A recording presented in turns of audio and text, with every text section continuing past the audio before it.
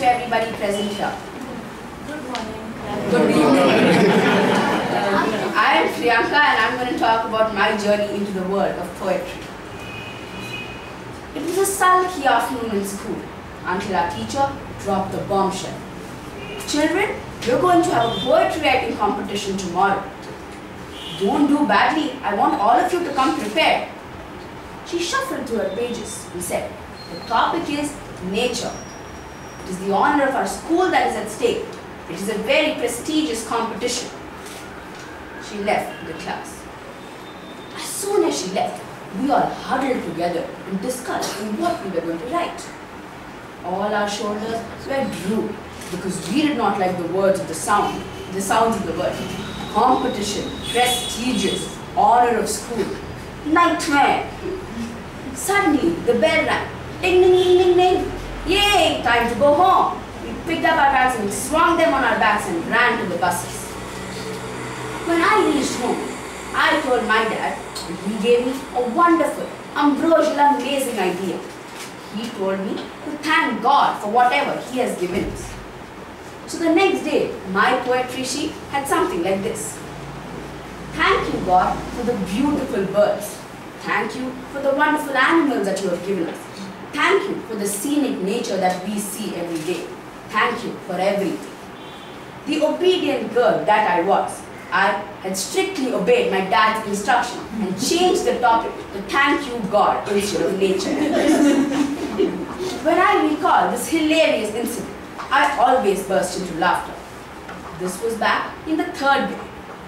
In the 4th grade, my friend and I wrote a poem on my sister. We both were very dejected by the way our science paper had gone. And anyhow, we were to go home and get blasted by our parents.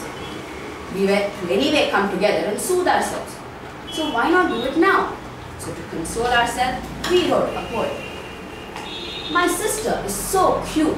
She likes to play the flute. She is a naughty girl and likes the whole wide world. This was how my poem went. Till date, I never see the poem supposed to be on nature as my first, but this one as mine first. This one was later published in the Hoopla magazine. After this, I wrote about 5 to 6 poems, but did not write at all for a long period of time. Why? Simple. I did not feel the need to. I only write poems when I have the sudden urge to write. In the 9th grade, we had to do an outer board in school. The topic was Charles Dickens, Jane Austen, and William Shakespeare. So our board was divided into 3, and I had written a poem for each one of them. I still cherish the Shakespeare poem. The master of plays who wrote of kings and slaves. People loved him far and near, the king led, William Shakespeare.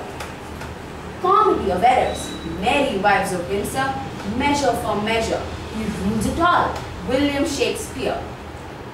Whether it was the 12th night or Julius Caesar's sight, time passes as swift as a deer when we read books by the great Shakespeare. Term him as you like it for his creations and insight. He who could move the audience to tears, all hail mighty Shakespeare. For those of you who do not know the speciality of this poem, it has a number of Shakespeare books used in pun form. King Lear, Measure for Measure, As You Like It, Comedy of Errors, to name a few. I have since then completely immersed myself in the world of poetry.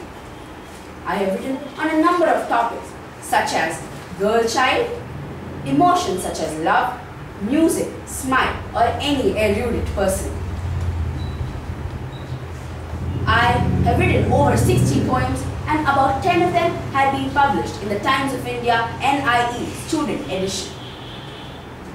I have used most of the literary devices that I have learned. Pun, metaphor, and satire, to name a few. I have completely drowned in the river of poetry and don't plan on coming out soon. Poems are part of my life, my way of expressing many topics such as my dad's wife. I thank God for having given me the ability to prove myself great through poems and maintain my dignity. Thank you.